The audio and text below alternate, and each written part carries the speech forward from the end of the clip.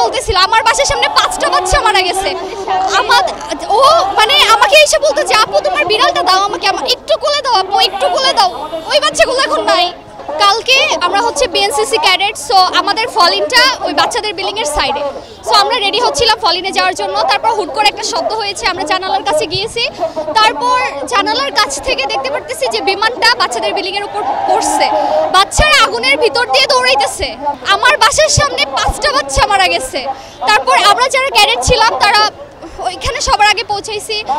Senior ভাইয়ারা ছিল, ছোট ভাই বোনরা ছিল, ওরা অনেক ট্রাই করছে, অনেক লেটে হচ্ছে ফায়ার সার্ভিস আসছে।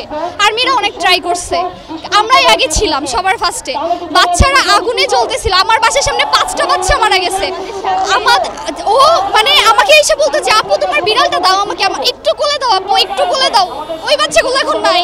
আমাকে একটা আন্টি বলতেছে যে তুই বলছস আমার বাচ্চাকে তুই ফিরাই দিবি, তুই এখন আমার বাচ্চারে কেন না দিতেছস না। এইসব আমাদেরকে আন্টিরা বলতেছে, আন্টিদেরকে আমরা সামলাইতে শেষ।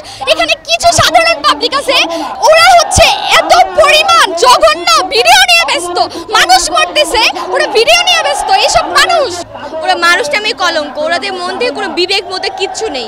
আমার সামনে অন দ্য স্পট ডেট একটা বাচ্চা পুরো নিহত ছিল, ওর হাত পা পুরো ছড়াছিটে পড়েছিল। এইসব দেখে মাথা কাটবার ঠিক থাকে। এসব দেখার পর আর 10টা বাচ্চাকে রেস্কিউ করছে, বাট তারা বলতেছিল যে আপু আমরা যাবোটা কোথায়। আশেপাশে মানুষ একটা বাচ্চা যাচ্ছে দৌড়ে, ওকে তো ধরতেছেই না, ইভেন ভিডিও করা শুরু করছে।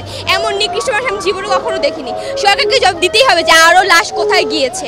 আর আমরা কখনো চাই না যে কোনো মায়ের বুক খালি হোক। প্রতিষ্ঠানের নিজের হাতে আমরা তালিকা করেছি, আমাদের শিক্ষকরা হচ্ছে তালিকা করেছে, বাট সেনাবাহিনী আমাদের শিক্ষকদের গায়ে হাত তুলেছে, আমাদের শিক্ষার্থীদের উপর হাত তুলেছে। কেন হাত তুলবে? একজন সেনাবাহিনী কেন শিক্ষকরা হাত তুলবে? শিক্ষক সবার মা বাবার পরে স্থান, কেন আমাদের অবশ্যই সম্মান করতে হবে? সেই ক্ষেত্রে রাশ সংখ্যা 200 জনেরও বেশি। তারা মিডিয়া প্রচার করছে 20 থেকে 19 জন বাচ্চা মারা গেছে।